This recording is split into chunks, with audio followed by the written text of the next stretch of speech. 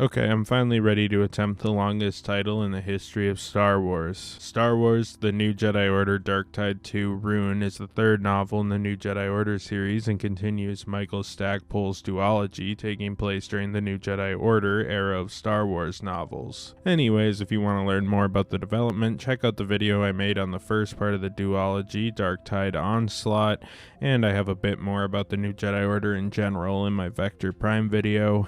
Both should be in my playlist that I link at the end of this video. The book takes place in 25 ABY, shortly following the events of the previous novel, with the Senate now really going for the Jedi's throats, hoping to bench them from the currently active Yuuzhan Vong Wars, which they now see as much more of a threat than they once did. Senator Lego Sakla tries to meet with the Vong to help create a potential rapport with the Yuuzhan Vong, which Shadow Shai, one of their leaders, is willing to look into, though he takes Legos in as a Vong student rather than trying to figure out anything about the core worlds. Something that pisses off Jedi Master Corran Horn, as he is friends with Lego Sakla. A fact Shadow Shai is more than willing to exploit, especially since Corran killed his children in the previous novel. Jaina Solo was invited to join Rogue Squadron full-time, becoming a pilot like her father and uncle before her, using a mix of her Jedi teaching and natural skills she got from her father Han to her advantage. As a desperate Princess Leia goes to a small remaining Imperial remnant, led by Thrawn's protege, Grand Admiral Gillard Palion, who joins the cause along with Thrawn's own Chiss Assembly, much to the dismay of the senatorial leadership, as well as its leader, Phalia. Despite, technically, the New Republic and Palion's empire being at peace over the last few years, Jacen Solo, meanwhile, is on a mission with Jedi Ganner and Master Corran to Garki to infiltrate a Vong base when the group is ambushed, only saved by a strange spore which causes the Vong armor to kill its user through an allergic reaction. The spore, however, is rare and would take years to synthesize, making it not too viable to fight the Vong, and can really only be used as research. This compounded by the fact that the Vong are headed to Ithor with the planet Ithorians, who take nature very seriously and are reluctant to even accept help from the Republic, let alone use the bioweapon that they discovered on the Vong. Eventually, Senator Akla is delivered to Corran, his old friend, with his body skinned and his bones covered in odd jewels and stuff, as a challenge to Corran, who the Vong leader Shadow Shai has a grudge with, given he slaughtered and seemingly defiled his son's bodies for study. Corran knows Shadow Shai is a noble man with a code after this and challenges him to a 1 versus 1. If Corran wins, the Vong leave Ithor, where they've started invading, and if Shadow Shai wins, he gets Ithor. A duel that naturally outrages the Senate, but they see no other options to save Ithor, which is slowly being taken over by the Vong. Corran wins the battle, killing Shadow Shai, but barely, though the new Vong leadership don't honor the deal and devastate Ithor, destroying much of its natural resources in the carnage, making it all but a dead planet. Corran is blamed, claiming it was a miscalculation on his part to overstep his power, despite Shadow Shai actually fully agreeing to and honoring their bargain. It was, however, his former underlings looking to seize power in the wake of his death that walked back the deal and ended up destroying Ithor. And the novel ends with a disgraced Corran, now an outcast, and Ithor more or less destroyed and devoid of resources. Luke Skywalker and Anakin Solo are looking to stop rogue Jedi Dasharakor, who's planning on destroying the Vong with a super weapon, as she researches the super weapons of old, the Death Stars, the Sun Crusher, the Eye of Palpatine, in the wake of her friend's death, Miko Raylia. Eventually she would capture Anakin and try to get info on the weapons, hoping to find or make one, but it proved impossible after Kip Diron mind-wiped Qui Zux, one of the designers behind putting the Death Star and Sun Crushers together, them being totally unaware of how they did it originally for the Empire back in the day.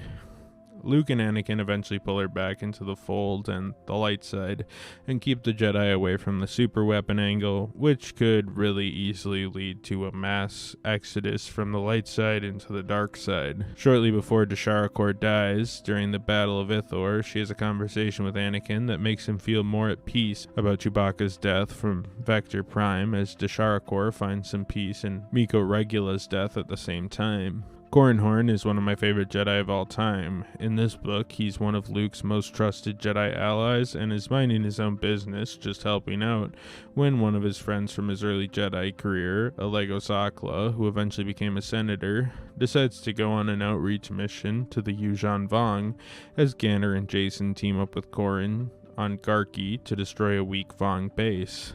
There they find a spore that can kill the organic Vong armor, causing the armor to have an allergic reaction, killing the user, but in the long term it isn't super viable, as it is hard to cultivate and would take decades to grow.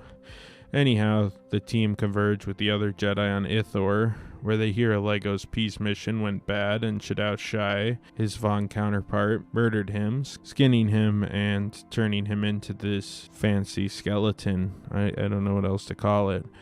Wanting to fight Corran after the disrespect of never returning his kin's bodies the way that Shadow Shai returned Alegos's. Anyhow, they do, and Corran defeats Shadow, but despite the agreement, the Vong still destroy Ithor, and following the fall of Ithor, Corran is blamed for everything that happened and would basically be exiled from both the Jedi Order and the Republic, as it was the only way to keep operating with a New Republic who still is hypersensitive and looking to pass blame on anybody any way they possibly could. Even following the death of Alegos, Corran gets mad and wants vengeance, but never touches the dark side. He, much like Luke, are kind of in the camp of Jedi who would never turn.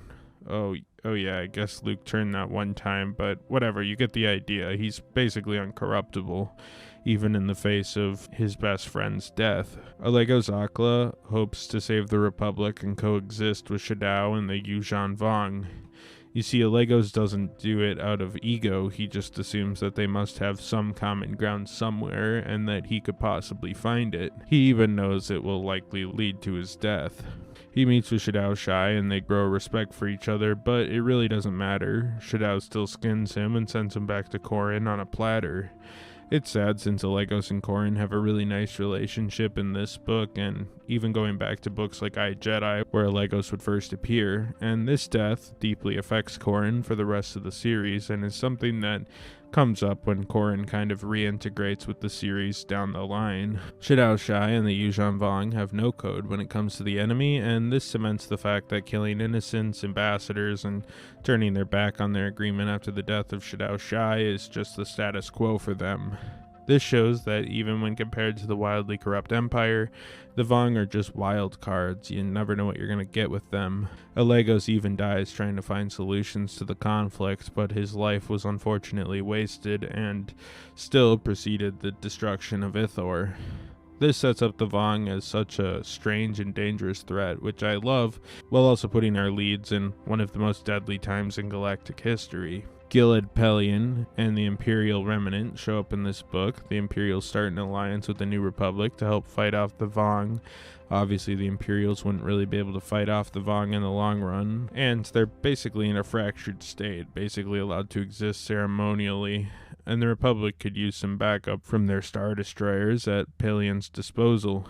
The thing I like about Pellaeon is that he is a die-hard Imperial, has been since his introduction in the Thrawn trilogy, but he's also pretty reasonable as far as it goes. He knows that Imperials can't overthrow the New Republic, so instead he keeps the traditions alive, forming a pseudo-government, wrangling the few Moffs that are still around, and I find that kind of interesting. The Imperials these days are sort of like East Germany or something during the Soviet Union days, doing its own thing, not bothering the outside world, but being a strict dictatorship, more or less, next door to democracy. And kind of tackling that subject is something that comes up as a moral debate throughout the novel.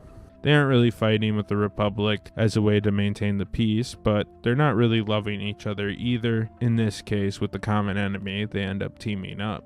Leia hopes to enlist the Imperials, despite how hard of a sell that would be to the larger Republic, to a shockingly receptive Pelion. Jaina Solo rides along with Rogue Squadron and the Imperials in this book. Han Solo is still down in the dumps about Chewie, basically a lonely alcoholic hiding himself away and not really in the action.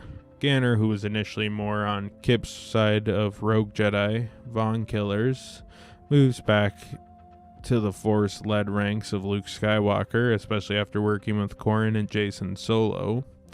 Mara Jade still hopes to have kids, but her illness is slowly killing her. Boris Kephalia is being kind of a bitch, but joins the Battle of Ithor as a comms officer. It proves that Phalia makes bad decisions, not because he's evil, but because he's a dumbass. Honestly, I love this book. The prose are great again. There's a lot going on, but man, I love Corran Horn and Alegos and their relationship. Plus Shadow Shai making such a personal attack on Corran to convince him to duel after Corran's accidental disrespect, killing his children and not returning the bodies, something Corran simply didn't know he was supposed to do, is totally wild. This book, again, is dark, like most of these new Jedi Order books, but I think in this book it is so important. This point in the series, we're still establishing the growing threat of the Yuuzhan Vong, and honestly, I think this book furthers that. And as a reader, I felt as frustrated as the Jedi in the New Republic that at this point, we still don't know how the Yuuzhan Vong operate. We get a lot more on this later during the Edge of Victory duology, which is super interesting, and we learn more about the Vong from the other side. But I think this book did a pretty good job adding to the threat, honestly. I think the Dark Tide duology is pretty solid. I love the characters of this era, and honestly, I think this series only gets better with time. With one of my favorite duologies in Star Wars novels coming up next, through the Agents of Chaos duology, and stay tuned for that one. It's got some deep lore in universe and in real life that I'm very, very excited to talk about.